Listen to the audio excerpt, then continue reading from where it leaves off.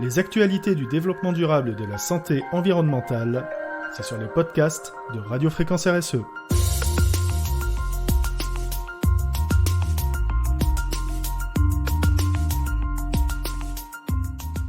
L'empreinte environnementale du numérique devient inquiétante. L'ARCEP vient de publier un rapport et 11 propositions pour conjuguer le développement des usages et réduction de l'empreinte environnementale du numérique. Nous vous proposons de découvrir l'ensemble de ce dossier grâce au lien dans l'article du blog. Pourquoi un tel dossier ?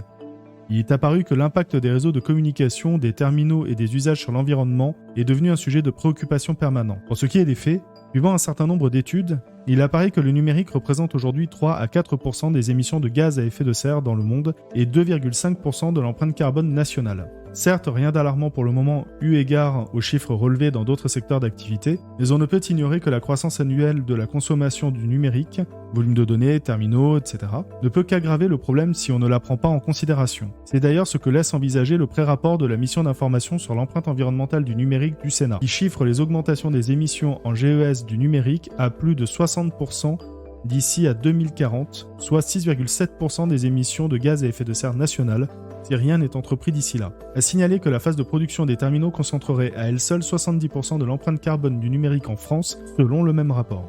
Alors quelques chiffres, les terminaux génèrent l'essentiel des impacts environnementaux de 65 à 92%, notamment les écrans et téléviseurs. Viennent ensuite les centres de données, les data centers, de 4 à 20%, puis les réseaux, de 4 à 13%. Ce sont toutes ces données qui ont conduit l'ARCEP à lancer une plateforme de travail pour aboutir à mettre en œuvre un numérique soutenable, entreprise à laquelle individus, associations, entreprises sont conviés à participer. C'est ainsi qu'ont été formulées 11 propositions pour conjuguer développement des usages et réduction de l'empreinte environnementale du numérique, que nous vous invitons à découvrir dans notre article de blog.